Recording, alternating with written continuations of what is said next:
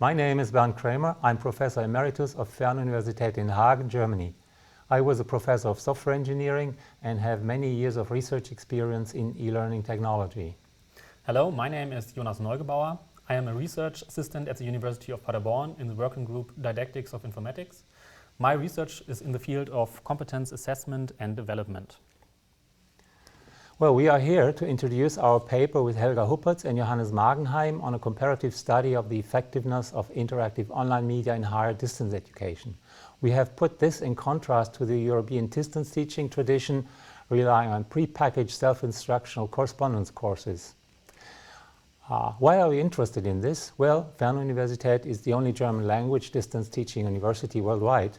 We have more than 80,000 students and have experimented with innovative learning modes for about 20 years now. Countless studies have compared online and face-to-face learning to understand the impact of web-based learning technology on higher and extended education. There is, however, very little original research and evaluation evidence about the possible advantages and disadvantages of web-based learning in a higher distance education setting. To fill this gap, we've formed an interdisciplinary group of computer science researchers from Fernuniversität and experts in the didactics of computer science from the University of Paderborn. Together, we performed a quantitative study and experimental research in online learning in a distance teaching setting.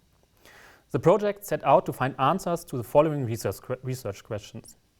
To what extent can the learning objectives of a distant learning course be achieved? Is there a significant difference in competence gains and learning outcomes between students using custom textbooks and online distance students? Do students accept or even prefer online learning technologies to traditional correspondence courseware? Subjects of the study were volunteer students from Fernuniversität. The education context was an introductory programming course taught in the Business Informatics Bachelor program. For the purpose of the study, 1 out of 7 course modules was fully redeveloped as a web-based course with lots of interactive learning objects and self-assessment tests. Learning objectives, lecturer and tutors were the same, just the learning media were different. The online course was delivered in Moodle. Before the semester began, we informed the 980 students who were enrolled in the course in winter semester 2013-14 about the study and invited them to volunteer as online students and to answer 3 questionnaires. 2 questionnaires were used for the competence analysis of both online and offline students. The 3rd questionnaire was used for technology assessment measuring in the online student group. The competence assessment was done with a measurement instrument derived from the MOCOM competence model. This model was developed in a project at the universities of Paderborn and Siegen to assess computer science competences of students in German upper secondary education. The technology assessment questionnaire was derived from proven assessment tools like the technology acceptance model and the system usability scale. All 3 questionnaires are openly accessible under the URL given in the paper. Throughout the semester, we collected 4 sets of raw data.